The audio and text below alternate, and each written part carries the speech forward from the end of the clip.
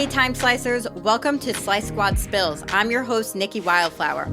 I went from a basement apartment to a multiple seven-figure empire. Now I'm here to share how you can do it too. Hi, everyone. Welcome to Slice Squad Spills. This is Nikki Wildflower. I'm here with my sister and co-host, Jackie. What are you doing with your head? Bobbling. I don't know. I was excited. I'm glad you're excited. I'm excited too, if you can't tell. So today we're talking about a topic that people like to dodge like nobody's business. And I don't really give a shit because we have to talk about it. And that topic is retail. I just see so much missed potential here, and not even just missed potential, but like a disservice that people do to their clients when they don't offer them the proper retail, and the massive increase in revenue that would come from learning how to do this properly. So today's all about how to sell retail without feeling salesy. And it's going to take a little bit of a mindset shift. So I want you to come into this with an open mind, and we're going to talk a little bit how to actually like sell something. I mean, forget the shit like you used to hear, like put it in their hands, let them feel it. No. Stop it. It has nothing to do with that. Let them smell it. Let them smell the scents. That's old school. That's not even real. It's outdated and not backed in valid science. Okay. Yeah. And we are going to give you stuff that is backed in valid science on how this works. And so, this is something that I am quite good at. When I was in my studio full time, I was able to pay my rent for my studio just with my retail sales. So it's just something that I like to speak into because I see so many people struggle in this category. They're like, I don't want to sell because it makes me feel like a car salesman. Let's talk about that. It's a mindset shift first, because I bet you've already, if you're listening to this and you are avoidant of selling retail, you've already had the story in your head like, retail is just not for me. I'm not pushy. I don't like to sell and push things onto people. I'm not a pusher. I don't want the invoice. Everybody's going to Amazon now. Come on. That's a BS story. Like, they would rather grab it from your shelf than Amazon, let me tell you. And that doesn't mean I understand that there are, there's an investment that goes into carrying retail. And so there are also other options that are digital, where you can send them a link, that are digital if you don't want to carry it yourself. But here's the deal. This is all going to take a mindset shift. And this is what I see most stylists doing. Like, here's the problem. They're like, okay, I have to sell retail. I know that I have to sell it. So here's what I'm going to do. And I used to be really, really guilty of this when I worked in a commission salon, because I don't even know if I necessarily like stood behind the products that I was selling. So it was really difficult for me to sell them. But what would really happen is I would like grab something and I would be like, this is what I'm going to use on your hair today. And I would be like, it has quinoa in it, and it smells good. It delicious. Feels good. It's everything you've ever wanted and more. It's a cure to your hair. What I should have been doing is really acting as an advisor and an expert and seeing what their needs and their problems are and just filling in those needs and problems if I do have something that can help them. And that really all stems, and this really ties in a lot to your consultations, a lot to, if you're an extensionist or you sell higher ticket services, which you do, you're in sales. I hate to break it to you, but you're in sales. You're a salesperson, baby. Yeah. Through and through. And that's not necessarily a bad thing. Sometimes it really just takes people like getting out of their own way and seeing that there may be something that needs to shift in order to get them to their goals, right? And that's no different in the hair world than it is in any other world, right? So what types of questions are you asking that would help you solve problems for them? So let's just take a moment and step back and think about retail, right? So let's say I have a client sitting in my chair and I do their color. You talk to them in advance, so you already kind of know what the problems are. So I would basically be asking them like, what products are you using right now? Right. So we want to understand their current situation, what products they're using, what the results are of those products, what their likes and dislikes are about those products, and really if there's anything that they would change about their hair if they could. Right. Should we cosplay it a little bit? I'll be the client. Cosplay? I don't think I think you might have used that word wrong. Isn't that when you dress up as a character? Yeah, I'm the character. I'm dressed up. Okay. Well, I did do your hair the other day. So yeah. So why don't you walk me through as your client so starting with the question, right? All right. So, but a lot of this would also be done, it would be more done in like the consultation. So it's basically like asking the right questions. So Jackie, let me ask you something right now. I know that you showed me your inspiration picture. I know that we talked about what we were going to be doing with your hair today. May I ask you what types of products you're using at home to take care of your hair color right now and your extensions? Yeah, listen, I gotta be 100%. I go to Walgreens and I buy like the higher end shampoos, conditioners, hair oil. So I use an oil, a leave-in conditioner, and then just like a shampoo and conditioner. And they're like on the higher range of cost, I guess, at Walgreens. So I just assume that that's a better option. Got it. Got it. Now, you want to jump in and be a judgmental bitch and be like, oh no, girl, you can't be using drugstore hair shampoo. You can't. Don't do it. You can't get your hair done champagne and take care of it with beer. I know that that's what you want to do, but that's not what we're going to do. Notice that I didn't say anything demeaning. I just said, okay, so right now you're using like a higher end drugstore shampoo. Now, earlier you mentioned that you were having issues with like a dry scalp and your hair color staying in. Can you walk me through a little bit, like a little bit about that? Do you feel like these products are addressing that for you? Honestly, I've just been like, so no, probably not. What I've been doing is just trying to wash my hair less and using just like the dry shampoo product that is helping with like the hair color not washing out as quickly because I don't have to wash my hair as much, but my scalp is still incredibly dry. Okay, so your scalp feels dry. And you mentioned earlier that your hair itself also feels dry. It does. Okay, now when I looked a little bit around your extensions earlier, I did see some areas of dryness, like where your scalp may be peeling. And I did like take a look at your hair, and it does look like maybe there were some areas that are kind of dry and damaged. Do you feel like that's an issue that you're running into, like when you're trying to style your hair? Oh, yeah, 100%.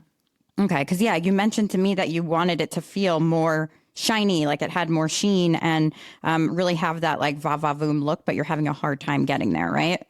Absolutely. I don't want it to look like crusty, dry hair. I want my hair to be shiny and like this picture you showed me. Like a blowout. Yeah, like when you get a fresh blowout, like I am just struggling with accomplishing that at home. Okay. And what are you actually using to style your hair as far as, are you using a curling iron, a flat iron, a blow dryer? I switch between, so I use a blow dryer always just to keep my hair dry because I know that like I'd shower at night, so sleeping with like the wet wefts isn't good. So I blow dry it and then I'll either use like a beach waver like crimper or a curling iron. Okay. And you said that you feel like that's not really working well for you. Like what specifically do you feel like isn't working? It's just like my hair's dry and my extensions are dry. I think that I'm not getting the desired result because I think, and here's going to be the hook because this is dead serious.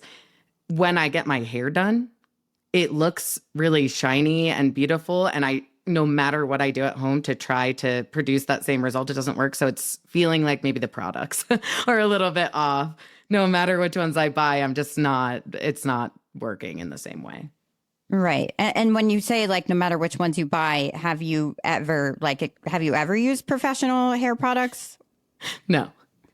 Okay. That's what I fucking thought, bro. But now notice that I'm still not talking about the quinoa protein in the products that I have or about how amazing they are, right? Because I'm the expert and she doesn't give a shit. That's the reality. She wants her hair to look like this and I know how to make that happen, right? Okay, so it really sounds like, and then is this something that you feel like is really important to you? Like as far as like being able to recreate the look that you leave the salon with at home? Yeah, I invest thousands of dollars a year into my hair. And it is important to me to keep one, the quality nice, and two, to just like feel confident. Okay, got it. So if you had like the tools to make that happen at home and a little bit of the guidance to make that happen at home, is that like something that you'd feel good about? That would be helpful for you? Without a doubt. Got it. Okay. So really like based on what we talked about, I really feel like I have some recommendations that are going to be really helpful for you with recreating the looks that we do here in the salon.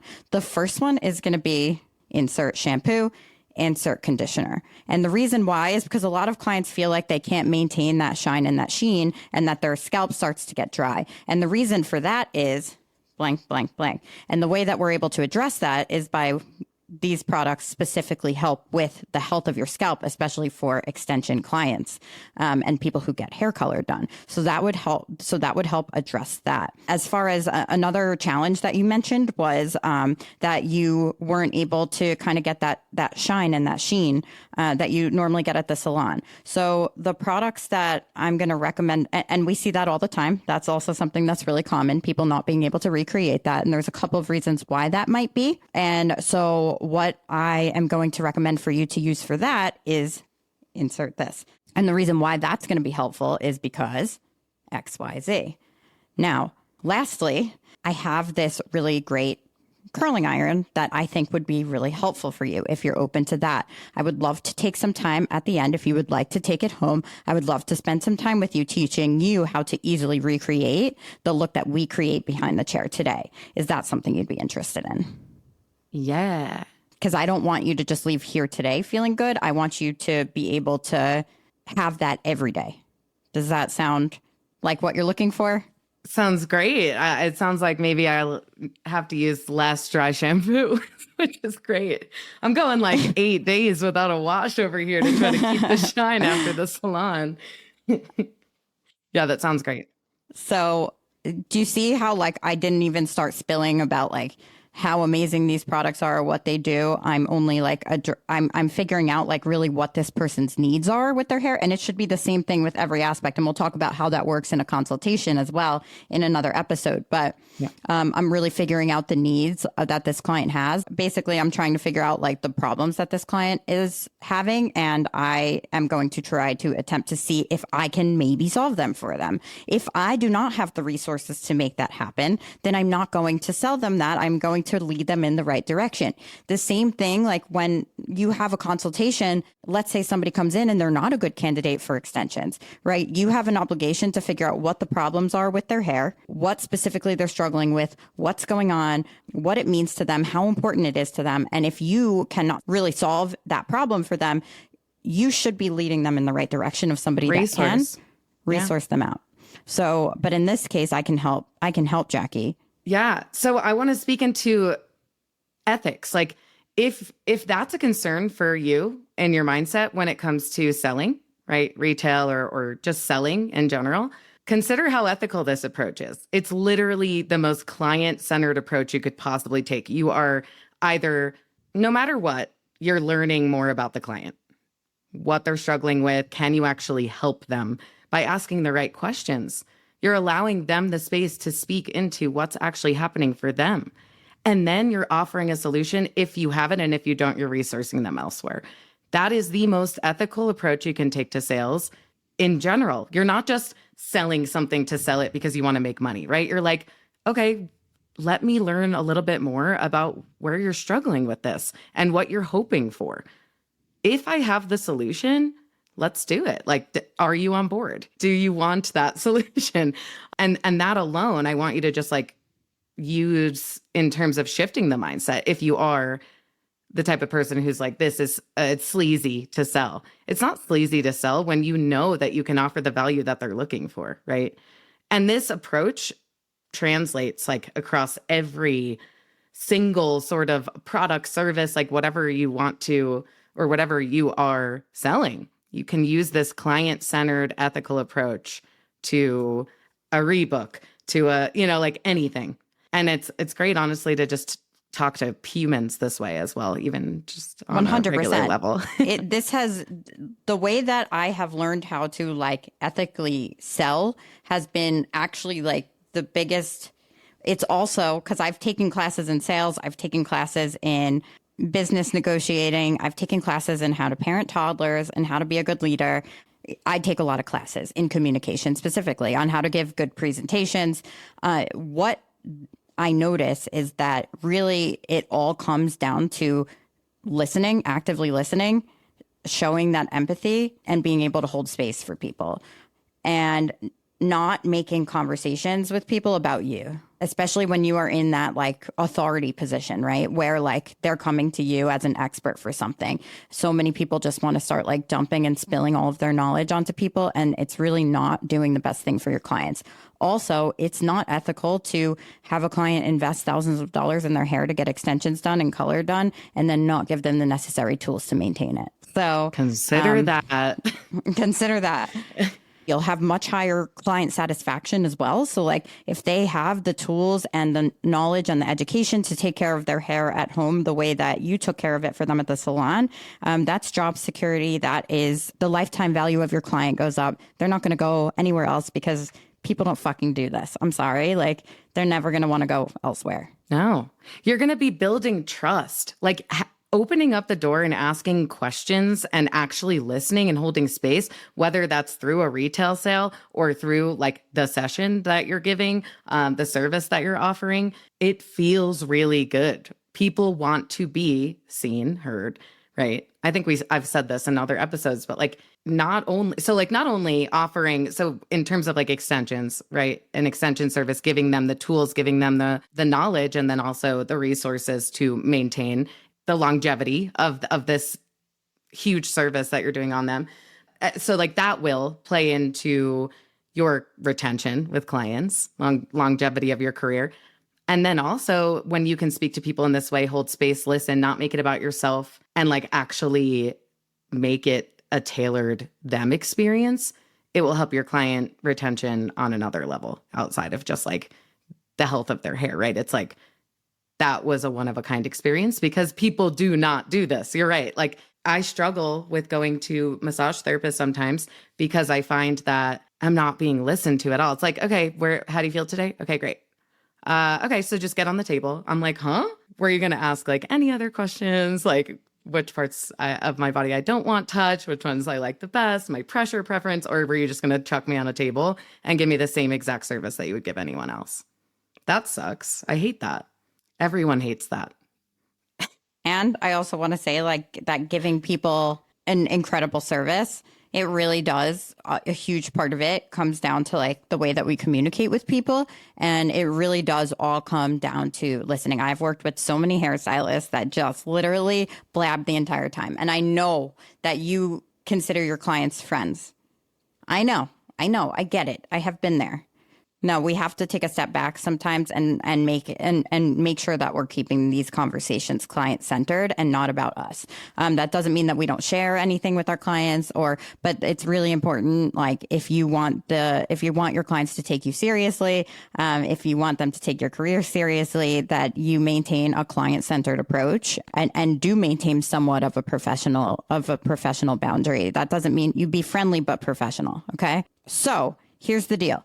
I really feel like this is an area where most stylists need a ton of help because it's not approached right. They think if something smells good or looks cool that people are just going to buy it. And I also used to walk people up to the front and be like, do you want any shampoo and conditioner today? Are you good?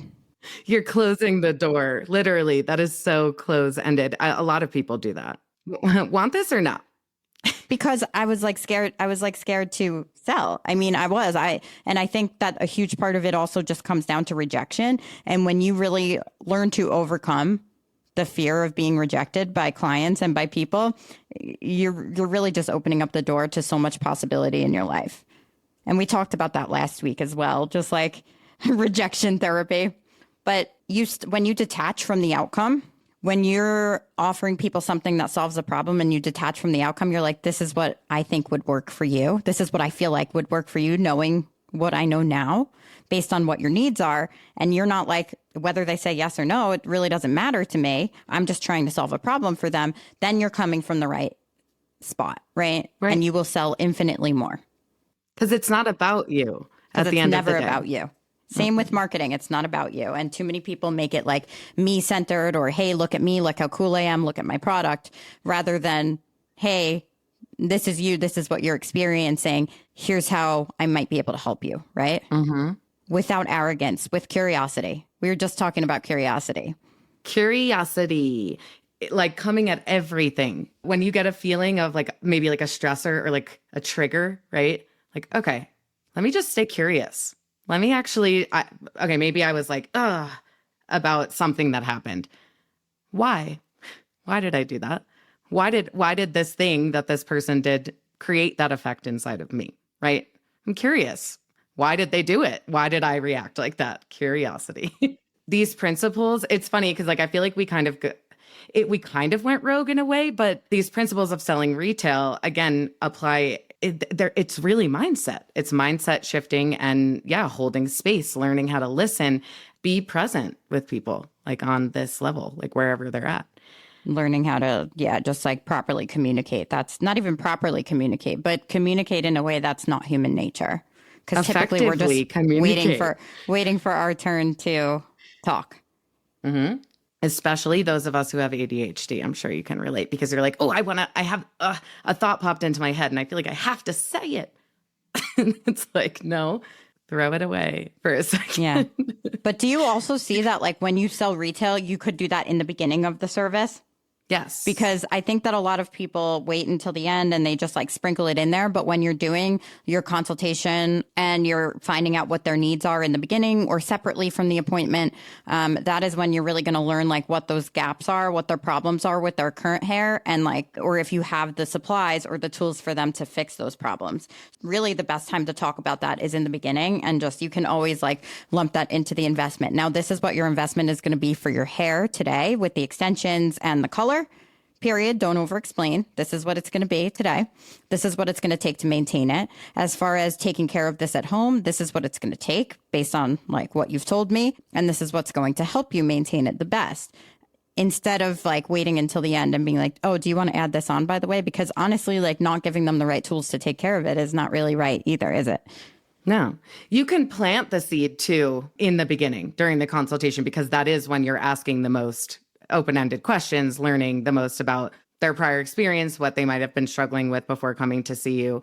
And so you can say like, okay, let's move forward with the session, the service. This is, what the investment for it's going to be. I'm going to recommend that you take home this product. And we can talk more about it at the end. Like if you don't have the space or time to do the math. Yeah, that's just a secondary approach. If you don't have the space to say, okay, here's the investment without the product, here's the investment with the product. But you can just plant the seed to recommend it, and you can bring it up a few times, like even if as you're in the service, like if you want to circle back to it, okay, yeah, I see that struggle. Like Nikki said to me before, I saw some areas where your scalp was drying. Did you really? Because you actually did do my hair just the other day. No, I'm just making that up for the episode. I definitely did not do a thorough consultation with you though the other day. I just did whatever I wanted. Anyways... So this is kind of a shorter episode today because, it's pretty simple and straightforward. And I think that like now what we're trying to do is give you more targeted advice for like specific things in your career, in your life. We love going off on tangents with you guys and stuff like that and and we're always here for a good time. And also like, this is what we feel like is going to be the most helpful for you in growing your career. Now, what we're going to do is we are going to drop our laser strategy session links below. So that's going to be like a 20 to 30 minute one-on-one session with either me or Jackie. It's whatever comes up. Those are free. It's just really to see like if we could possibly help you with your business. Just like it's like almost like a consultation. It's almost like a consultation. So we're going to dig in, see if there's anything, like if there is anything that could or should be changed that would help you get to your goals faster. And that's it. That's really all it is. It's kind of just for us to understand where you're at and see if we could help. And so we're going to drop that link below. They are very sparse. Like I don't even think I'm going to like really have much open. So you might want to like run to it, but we're really happy to be here and help. Also, that's pretty much it. You got anything to add to that? Oh, I wanted to just say, like, speaking into that the episodes are a little bit shorter and more concise now. Like, we're still silly, obviously, girlies, and we're still wanting to have fun. But yeah, these have been season 2. This is the second episode we're filming of it. But even just our last week's episode, it's been so helpful to like refer when I am connecting with people, or like even my consulting clients or consulting clients with Slice Squad, just to say like, you know what? You should go listen to episode 1. It'll take you 2 seconds to listen to, and it will offer you so much value right now, So yeah, I'm absolutely. stoked on it. And these And these laser strategy sessions, just driving it home, like they're sparse, they're short, sweet consultation. It's a free moment for us to just dig in with you and see if we can help. That's it. And I love like just having the time to connect with people. So I think it's huge. I'm really excited. And we look forward to seeing some of your faces on those sessions. And we will see you all or talk to you all next week. Leave us a review, please. 5 stars, baby. Thank you. Talk 5 to you stars soon. across the board. 10 out of freaking 10. Goodbye. Bye. Thank you for listening to Slice Squad Spills. If you're enjoying the show, please subscribe, leave a rating and review on your favorite podcast platform. Your feedback is going to help us improve and attracts more listeners to the show. Please share with your fellow time slicers. And hey, if you're ready to optimize your time and double your income, we've got you covered.